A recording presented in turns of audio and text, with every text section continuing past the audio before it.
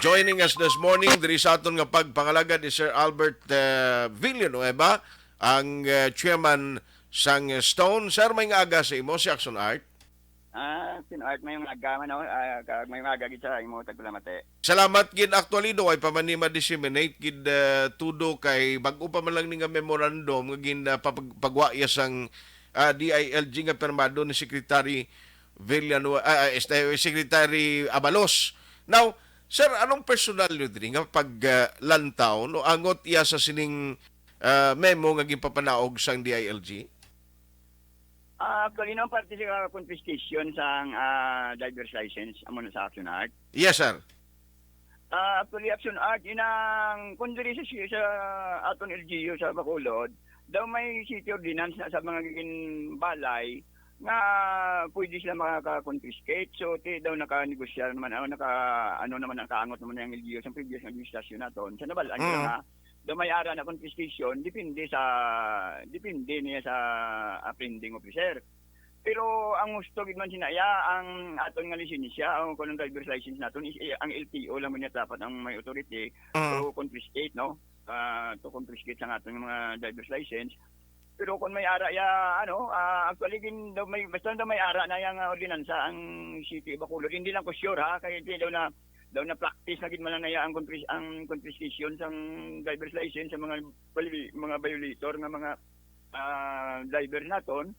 So anton ta kun diin gid ang sakto pero kay kun halin gid sa DILG so mandatos na ya dapat ginaguro sundon. Oy, kag kunali hindi ka magsunod ako di DILG ang makontra mo ya. Muman gani Action Art so ikiklaro na guro sa ang aton LGO kung ano sina kung balay adapt na nila o kung isige na nila confiscation. So why ba bago pa man na guro actually bago pa man na memorandum from DILG Action Art. So basi pag istoryahan pa na guro nila labi na sa council. Okay. So latunta no kay since kay nga memorandum kumbaga bag-o pagid lang magwa check ta na ko in the coming days kung ano ang mga palayag diri imuon no especially sa tag sa mga LGUs kay may local DILG man nga maga-monitor sinimo. Muman gani actually Action Art before na gin-implementar ang confiscation sa mga driver's license. Okay. Sometimes ang una ni Councilor Dino Ramos nangon siho gid man na siya sa amon nga mga lideres no kag sa kapo man siyempre sa transport. No, so medyo may mga ara gid man taya to discipline man abi sa aton nga mga labi na gid sa mga PUJ no para nga ma-discipline man abi. Okay lang na siya nga i-confiscate pero provided hindi mo magamit ang imong citation na sa diin baylo nila sa imong nga driver's license nga gamit mo outside Bacolod.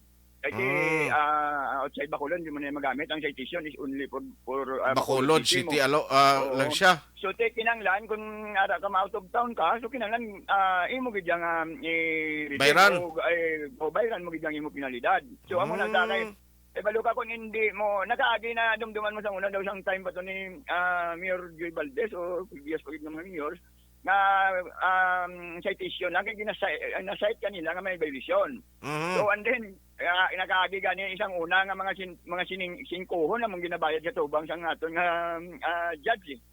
Siyempre sumon ka nga may violation ka. Okay. So hasta nga naglambot sila nga daw nagsinugtanay nga okay lang basta dili lang sa Bacolod. So discipline man abi sa aton nga mga driver labi na gid sa mga PUJ no.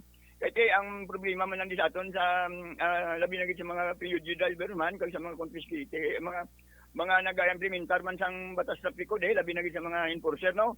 Kasi ginabusaran man la Action Art may ara man enforcer nga daw wala man nakaintindi ang gusto na lang nila mangita sa violation kay kung taning aton mga enforcer ara lang siya dala noon, hindi siya bala nga sa dalo sa higad poste kapag makita yung may nagbayular. Ang pagwaya? Pagwa.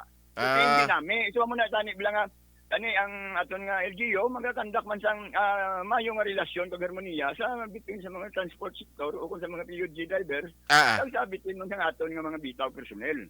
Yes. At least no, hulaton ni kay sigurado bangon nga ginpagwa na ni actually last week pa ni siya pero basi blaway panabaton sa LGU kabalo ka naman ang memorandum ni kun ka isa kada dugay mag-alalabot tag isa ka semana pa na sa mga LGUs mo. Amo man gani no kay ate mabal anto na by next week siguro kay Friday man subong. Actually kung mga mo na parte sa mga transport nga sektor nga mga problema, patawagin na si kay Councilor Albictor Espino man like man siyang kay Councilor Dindo Ramos man sa una naga-refer gid man sa mga leader sa mga transport. Okay, okay. So lato na mo ni pero ba subong silingkod mo damo lagi ka mo ka kompetensya kapin pagid ang mga kuano ang mga ara naging nagaguluwa subong damo-damo naging ang modernized POJ. Kumusta ka mo? Manog maskara na may mga pasayro pa man ang inyo membro? Amo gani na Action Art no, may mga grupo kami nga nagapanawag man sa akon, naga-inquire kung ano gid bala ni ang ginasunod nila nga ruta, ang LPTRP na ni bala nga ngagin isyu, ngagin isyuan sang City Ordinance 966, pinapatuma na bala sang City of Bacolod ang City Ordinance 966, kay kung LPTRP nga ginsuporta adaptation sang City Ordinance 966, lain niyang ruta sang mga modernized jeepney. So ti ano bala ang ila nga ginsunod, ang ila bala plantisa nga gin issue sang LTFRB, ano bala? Ang iyabalan bala sa tradisyonal nga mga PUJ o kung ang bag-o nga LPTRP. Kung bag-o nga LPTRP, buot silingon ginimplementar ng City Ordinance 966. Kung Okay. ginimplementar ang City Ordinance 966, damo na sa bunggo nga mga inimuon parte sa City Ordinance 966. May mga dalanon agyan nila nga sa diin contradict reverse ang one way. Okay, So, okay. amo na sang gusto naman ni Claro, base doon semana, mapungko puro kami na kay with Councilor Albictor Espino, partis regarding sang City Ordinance, kag kung regarding man sa mga franchises nga ginisyo sang LTFRB sa mga modernized unit. Okay, okay. Sige, wala to na muna for the meantime. Salamat gid sa imo Sir Albert sa time maginatag diri sa Action Radio Bacolod. Good morning. Action Art, salamat man, mayong aga. Action Hot